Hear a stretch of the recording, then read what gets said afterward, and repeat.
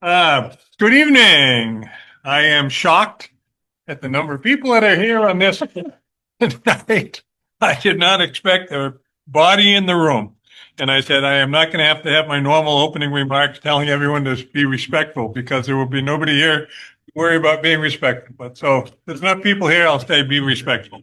Other than that, the only other announcement that I want to make is that on Saturday, January 31st, which is actually next Saturday.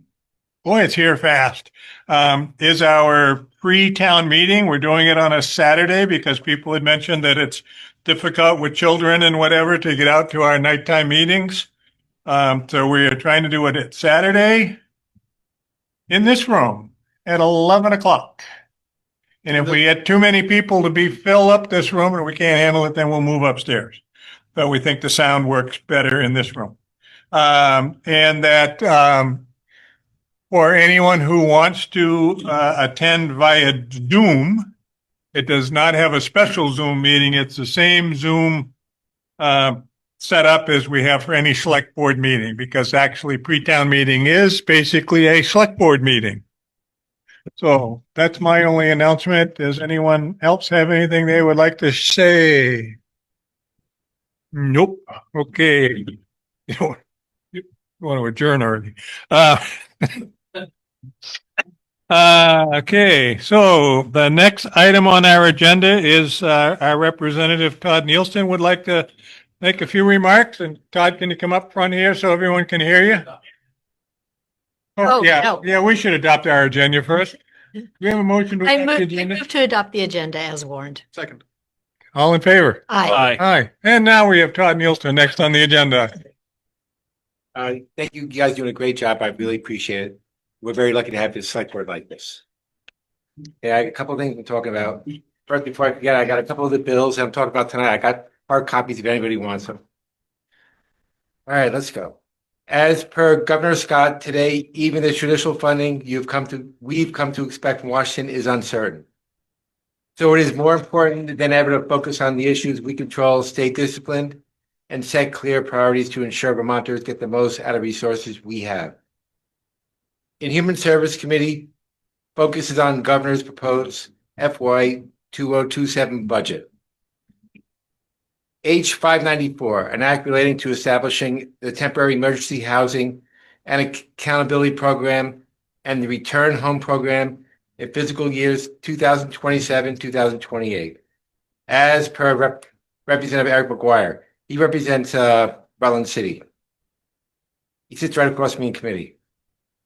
H594 reflects a belief that compassion includes responsibility, structure, and honesty about what works.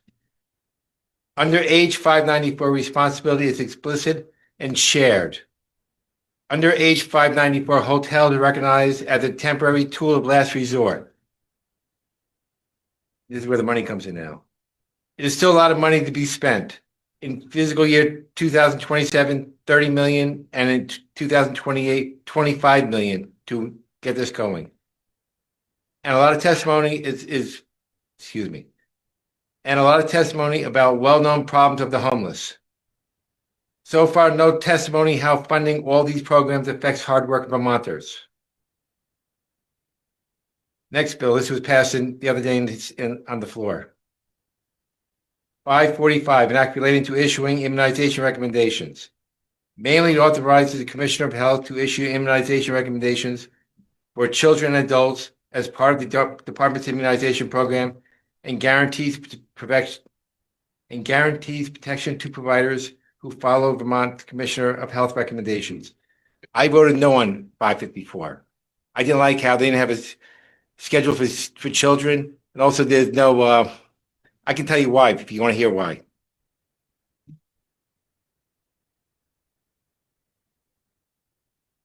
I voted no because I have constituents that feel very strongly that yesterday's amendment, which failed to gain approval in committee, was critical to the bill's integrity, and I agree with them.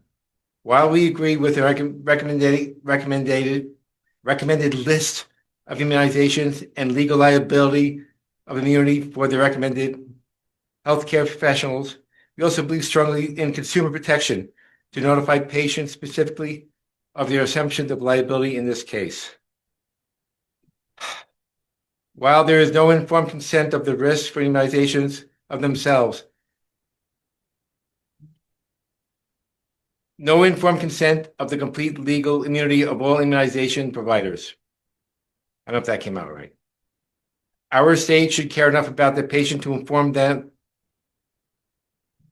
and require their consent when they are assuming all liability for the outcome of receiving a state recommended immunization, and then they have no legal recourse if something goes wrong. Big problem with that. It's the same consumer protection that we all enjoy when buying a vehicle that's sold as is, where it's clearly notified that we have no legal recourse if the car fails the next day. We should be compassionate enough to similarly, getting my mouth here, sorry. Be compassionate enough to similarly notify our consumers of the same legal status of state recommended immunizations. Thank you. I got a copy of the bills right here. Thank Okay, you. and I'd love to see the bills. you could have it. And they're both online also. Oh, okay. Thank And you. everything I do is online. If Thank you guys want to see me, everything is live streamed here. You go to Vermont Gov, you go to committees, and our agenda's there, and all of our committee, everything's live streamed. I'm right there on the camera. Great. Okay. Thank you for letting me speak. Thank you. At the end of your comments? Yes. Questions for Todd from the board? No. Are you willing to take questions from the public if someone has Yes. some? Questions from the public? Mr. Nielsen. Yes. I would like to hear in your words, without reading the paper. That's why- okay. Why you voted no for H 545. I didn't like, first of all, when you get the vaccine, if the vaccine is bad, from the manufacturer, there's no recourse. Reagan stopped that back in the 80s. I really, really don't like that. That's my main point. I'm not sure. In my years of 65 years old, 66 actually, that I've ever heard of a bad batch of vaccinations. They are tested so rigorously before they are sent out into the public. I'm not here to debate you. You can go on my committee site. We've had people testify about bad things happen from the vaccine, and I am the unvaccinated. Okay, Or what? unvaccinated. I never got the vaccine for the plague. This COVID stuff. So, oh, should I say it over here? There are a lot of, as you said, homeless people who are in danger of being catching back illnesses from not being vaccinated. And not having the protection of these people could be, serious harm for the rest of the communities, especially Brandon. Everybody goes, Brandon is, herd immunity. Brandon is a path through for all states, lots of people. There's no way we're going to get herd immunity in this town. So, that thought process just does not work. Just does not work. And especially in a town like Brandon.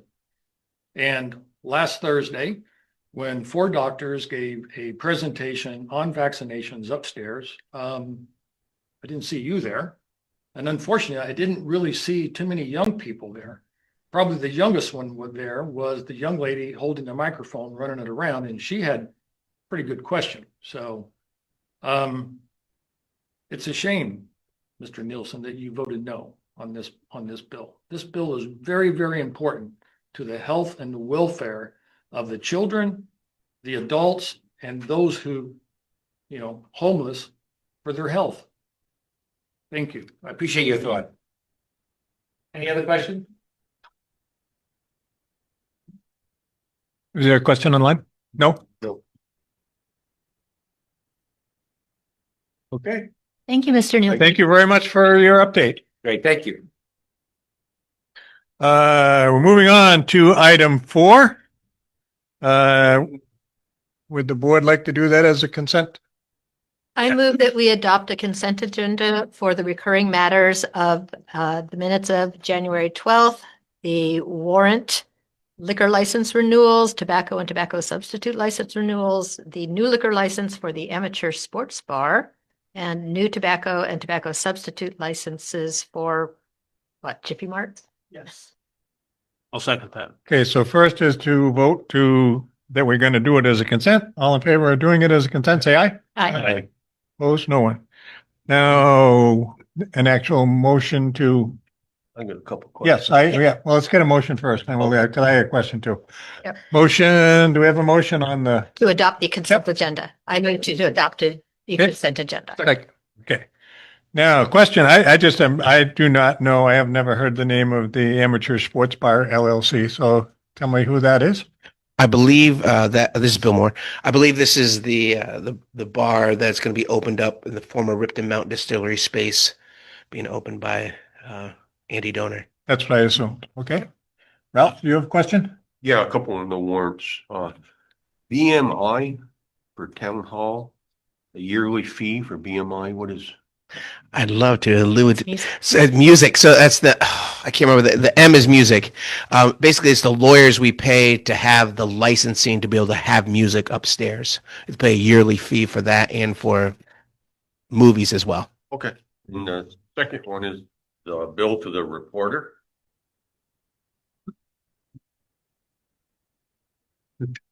So that was billed at the end of the previous fiscal year, and there was a question about the documentation that did or did not come with it, or was it actually an invoice, or was it just a statement? And it basically got put on the back shelf kind of thing, and it was there was a nudge made to clear it up. So it's a legitimate expense that the Energy Committee had put a flyer in to the reporter, and so it's being paid from Energy Committee funds, but it's actually from previous fiscal year, but it's going to have to hit this fiscal year because we're too late with it.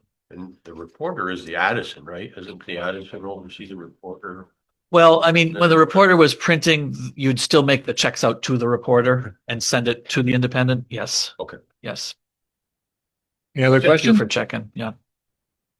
No other questions? All in favor of A, B, C, D, E, F, say aye. Aye. Opposed? No. Town managers report. Thank you, Mr. Chair, members of the board, members of the public. I don't have really any updates to my published report other than you're all aware that there's been a long duration snowstorm and the town crew has been out working hard. They're trying to work safe by getting some sleep in the small hours of the morning before they go out again early in the pre-dawn hours, but they're all doing a great job. We didn't have any phone calls to the town office today about road conditions, and I appreciate everybody being cautious driving in conditions of less than bare pavement.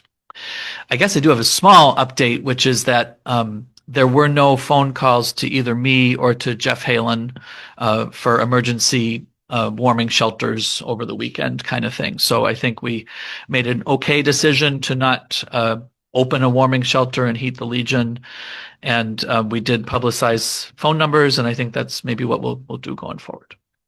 And then I just want to highlight just a couple of items from the report itself. One is I want to appreciate my colleague Bill Moore. It took many phone calls and emails and back and forths with several phone companies, but he's kind of taken all of the agglomeration of many years of telephone and internet and fax machines and all this kind of stuff and streamlined them all. And we're putting everything with one phone company now with Comcast, and the estimated savings that Comcast projects is $500 a month to the town, and that'll be a basically permanent kind of savings. I mean, we had many what I would call legacy kind of landlines around that weren't needed anymore. So thanks to Bill for sticking with that. That was a pain. I want to thank Shirley Markland for her service on the Historic Preservation Commission. She has resigned, so there's a vacancy, and so I just want to list off the vacancies on all the boards and committees. The Development Review Board could use an alternate. The Planning Commission could use an alternate. The Energy Committee could use a member. The Rutland County Solid Waste District could use a member representing Brandon, and now the Historic Preservation Commission could use a member. Apply to the town manager for consideration by the select board. And I did send out the budget summaries and tax estimators to the Herald, the Independent, and Lakeside News in hopes of having some wider publicity than we can give without those outlets. So I expect that there will be some coverage. I believe that Mr. Newton from the Lakeside News indicated that they would have some coverage of the Brandon budget in this Wednesday's Lakeside News. And I do understand that under state law and some federal guidelines, the Historical Preservation Committee, there are certain qualifications that the members have to have. But I think that those can be found in the town policy or I have the notebook. It's in the Historic Preservation Commission ordinance. Yeah. Right. And so that the creation of the Historical Preservation Committee. And so people who are interested, that ordinance is on the website and you can take a look at it. But it kind of is like Architecture, archaeology, yeah. and land preservation. Yeah. Also, if the interesting thing about the Historical Preservation Committee is not all of the members have to be from Brandon if they need to go outside of the town to find someone with the proper qualifications. So that's something to keep in mind. If you know anyone, like an archaeologist, that because I think we don't have an archaeologist. Comments for Mr. Hopkins? I would just like to say that I would like to pass along kudos to the highway department. I know that they've put in some serious hours because they wake me up when they come by my house. And I know that they went by last evening at 10 p.m. So they are out well into the late hours yesterday. And they went by my house at 4:05 this morning, the first time. So they're doing some serious work on the roads. And I think that we should recognize them for all of those hours because I know they're out all day today too. So questions from the public for the town manager? Brent Bueller. I see where thank you. I see where we're running low on salt again this year. Yes. Is there a downside to just stockpiling for a terrible season every year? Does it get No. you're degraded or No, the only downside is you have to keep it dry. right? So, Okay. our Storage. salt shed is undersized for what we would need for a season. Jeremy and I have talked about, if the select board decides to go ahead and build a new highway garage, blah, blah, blah, we start moving stuff around. Maybe the hoop building, which is really quite large, could be used for salt storage. But if we use it for salt storage, it cannot be used for anything else because anything you'd put in there would corrode. Right. So that's kind of the situation. We can only kind of get in what we can keep dry Right. until the next. So storage is the issue. Storage is the That's issue, what I thought. indeed. Yeah. Okay. And then congratulations on Comcast. I know that's probably though a certain period, contract period of Yes.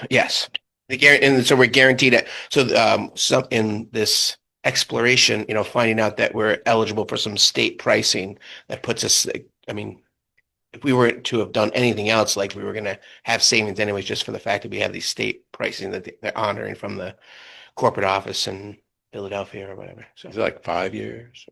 no, so the contract I want to say was at least 2 years, maybe not 2 years. That's what I got. So, Yeah, okay. so yeah, it'd be awesome if it was 5 years, but again, like that we'll be tied to the state funding, so that okay. number.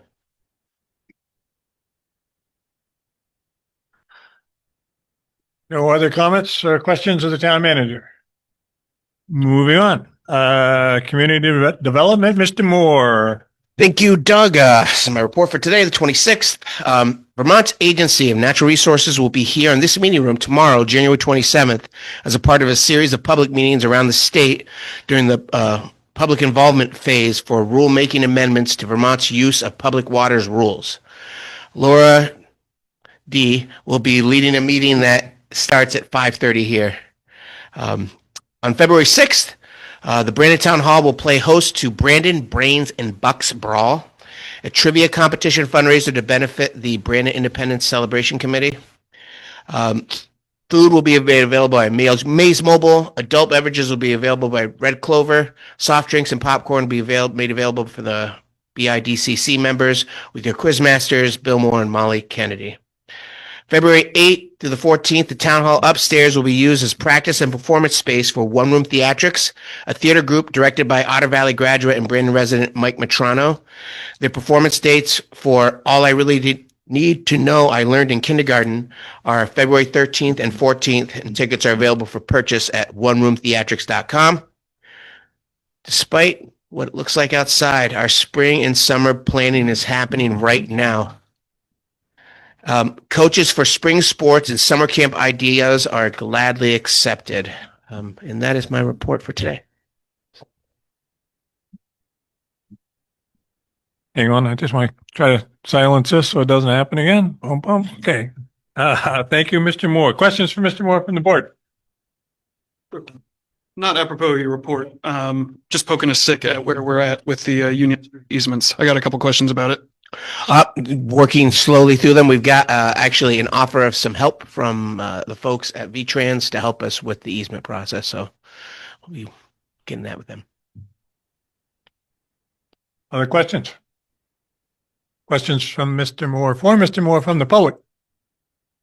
None heard. Moving on.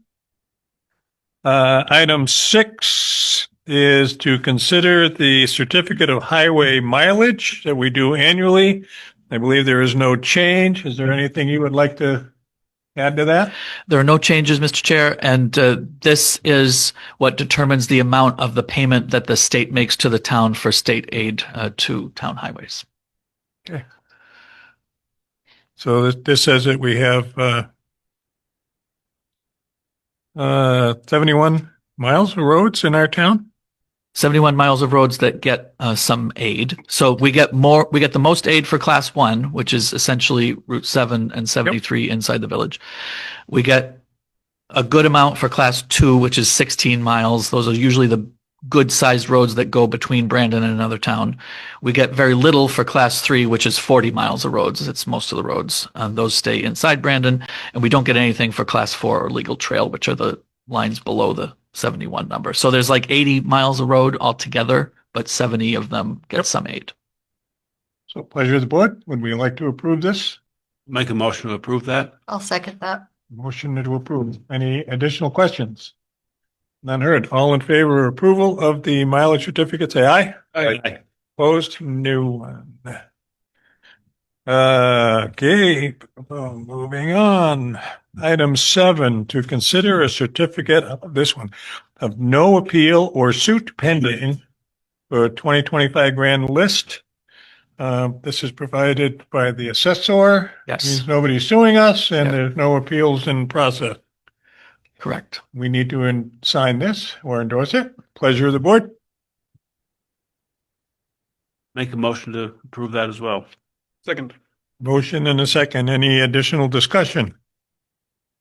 None heard. All in favor of approval, say aye. Aye. Opposed? No one.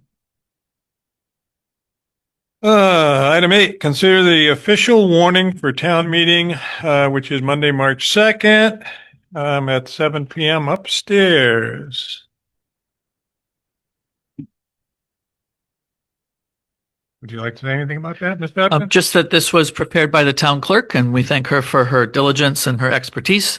And all of the appropriations requested this year were requested last year, so there's no increased appropriation. And in fact, there are 2 appropriations that were not requested this year that had been approved last year. One was $1,000 from the Chamber of Commerce. They're not requesting it this year, so that $1,000 drops off the amount buried by taxes. And the other article not being requested this year that was approved last year was $50,000 that the Selectboard requested and the voters approved for capital funding last year. That is not being requested this year, so that $50,000 drops off the amount being raised by taxes. Okay. I read this. Everything looks good to me, but the pleasure of the board. I'll move that we approve the warning for town meeting. Second. Okay. Well, any additional discussion? Unheard. All in favor of approving this as our warning for town meeting, say aye. Aye. Aye. Opposed? The ayes have it. Item 9 is to consider select board position on the budget committee articles. This is, we found out this year that a budget committee is against the rules of the state, unless our town votes to do that. So officially, we did not have a officially named budget committee this year. We are going to have a floor vote at town meeting, 2 floor votes. One asking the people in presence if they would want us to have a budget committee, yes or no. And then if we are having a budget committee, are they appointed or elected? Correct? Yes. And then based on that, those 2 floor votes will determine whether we have a budget committee. And if they are to be elected, they would be elected in our primary. In other words, we're not going to hold a special election for this, but in August, I believe it's August. I thought she was going to do it in November. No, I think we discussed it and she said she could do it either in August or November. August would make more sense because then we would have, Other if people. that's the way it worked Okay. out, we would have them for when the budget. So there's Okay. primary elections in August and then regular elections in November. But if we do it in August, we're ready sooner. And that was the decision of the BCA as to when to do it. So then Seth has asked me if the select board wanted to make a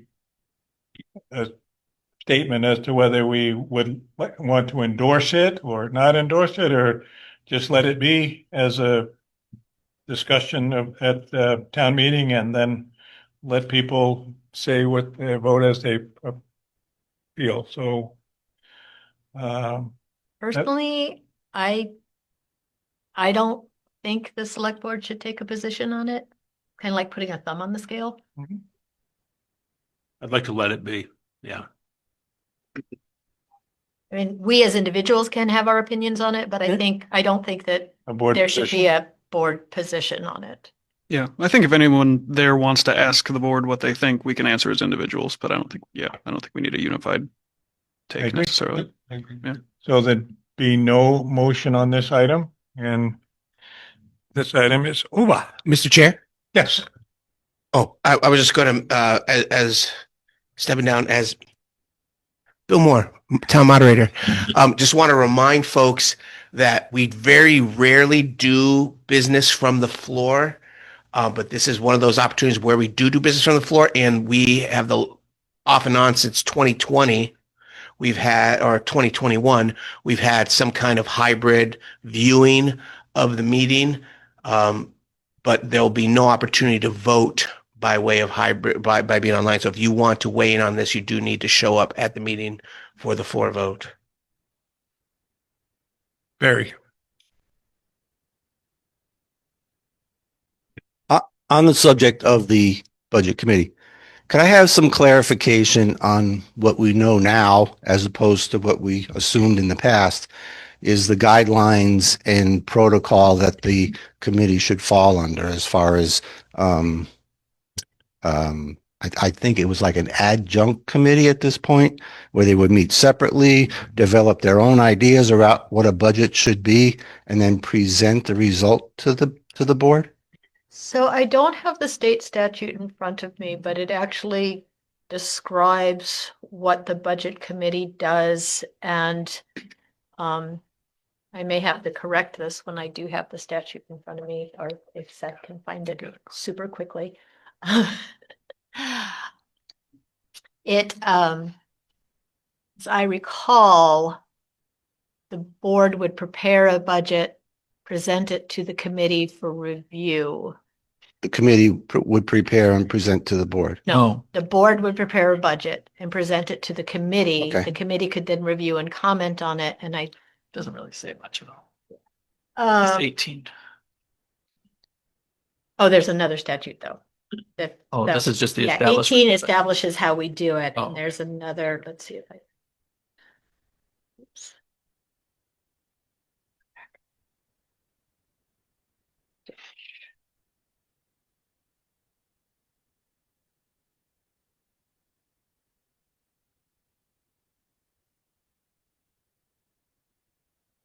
While you're looking for that, I'll just state that 2 years ago, or the last couple of years, we did have a budget committee that worked in conjunction with the board, not separate from the board. They came to our budget meetings and discussed and answered their feelings on different items that came up.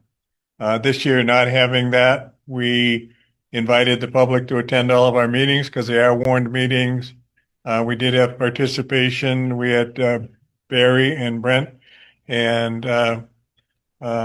Jan Coolidge Tris and Welch. Pat Welch quite often attended by Zoom. And we had the same basic kind of structure where we allowed them to join in on the conversation, voice their opinions, and I thought that worked really well too. So this is what the statute says. If a municipality creates an advisory budget committee, the committee shall evaluate the municipality's budget and make recommendations to the select board for the budgets based on its findings.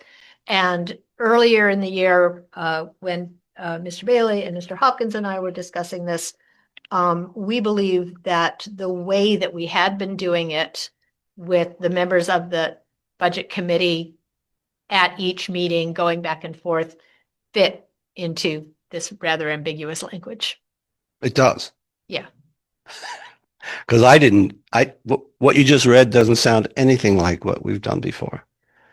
Because it sounds like what you just read kind of casts them as a review board Well, rather than a collaborative or inclusive board. well, it says the committee shall evaluate the municipality's budget and make recommendations. So, I mean, I would interpret that to mean that the status quo of having people in the meetings and evaluating and recommending things as we're going would still would fall. Yeah. Because the way it had been is, as you know, the town manager and the departments create the budget and bring it to the select board. And so we are evaluating it at the same time.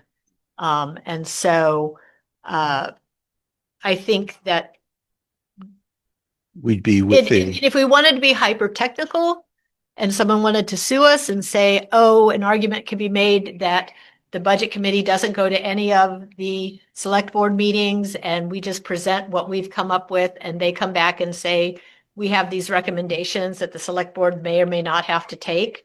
That is an argument, but I think that it equally can be said that the way that we did it in the past fits just as well into that statutory language. And we just this time have a committee that is authorized by statute as opposed to the way we'd done it before. Okay, no, that's good. I didn't remember discussing it that way, but I do agree with what you're saying. Yeah. And I would add too, I mean, I think part of the nature of a hypothetical budget committee is going to be determined by whoever gets elected or appointed to it. And the reason I bring it up is because if it's going to be presented as a floor vote, I would assume that most people that would be voting for or against would be voting based on what their assumptions of what the role was in the past. And that's why I bring up, Gotcha. is there going to be a change? Gotcha. No, I would say that it would be the same as in the past. Yeah, I would just highlight, and Cecil essentially mentioned this, but the main thing we're doing here is getting the establishment of it in compliance with it. I don't think anyone's trying to really structurally change how it would operate. Yeah, I think the practice was always fine. It was Right. just We did it illegally. Yeah, I like the process that we have used. I can remember a time, probably Brian can, because he's been here a long time, and Ralph, when there was a budget committee that did meet separately after town presented had their budget.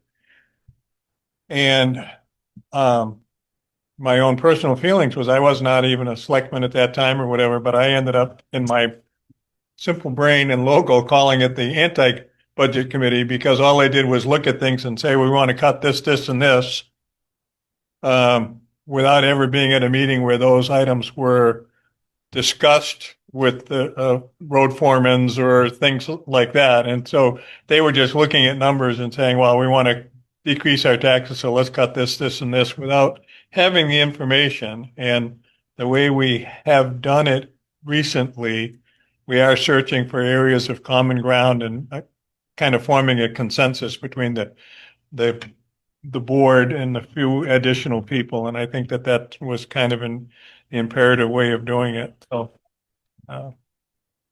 Doug? any other comments before we move on? Wasn't that years? Go ahead. Yep. So we have a comment online from Jan. Speak up and I may have to repeat it for you. Sure. So when the budget committee was first formed, we did it separately. And after a few years, we recommended to the select board that we coordinate it together, because why do we go to all the meetings, figure it all out? Then the select board does their budget meetings. It was like we duplicated the process and didn't need to. And so that's how it got to the way it was, where we collaborated together to do it, even though we didn't have a vote, but we still made our concerns known during the process. And that worked very well. Thank you for that. Historic, Jan's been on it longer than anyone, I believe. Okay, maybe you were. Yeah, years ago, there was a taxpayers committee. That might have been what you were talking about. Yeah, probably. Yep. Okay. So we're not going to make a board position on this. Okay. We're up to item 10, which is public comment and participation. Things that anyone might want to say that was not on the budget, and we will try to answer. And if not, we'll answer it for the next meeting. And we see Mr. Bueller. Mr. Bueller. Is there a consensus on what the police car fleet should be yet? I know we're meeting police officers, and last week we talked about road paving in conjunction with the capital fund of $70,000, which may or may not buy a vehicle. But it doesn't seem like we're using them as an incentive to recruit. So is there a consensus yet, or is that still an open debate? Okay. To be determined. To be determined. For informational source, the police budget is, they are under their year-to-date figure by about $255,000, if my calculations are right. So you want to give a more exact number than that? Okay. Any other public comment? Questions? I had some, Doug. In my capacity as rec director, I spent the last 2 years working with Liz Beth Alvarado, a Brandon resident who went down to Pittsford to be the rec director and did a great job, but she's moving on from that position. I just wanted to recognize that and say it was great working with her. Look forward to working with the new rec director in Pittsford, but good job, Liz. Have they hired one yet? No. Still in the hiring process. Okay. You looking at anything in particular? No. Any other comments, questions? None heard. We will take a 5-minute recess before going into executive session. Thank you. I'll move that we go into executive session per 1 VSA sub 313A3, appointment or employment of an evaluation of public officer or employee to include the town manager. I'll second that. All in favor? Aye. Aye. Opposed? No one?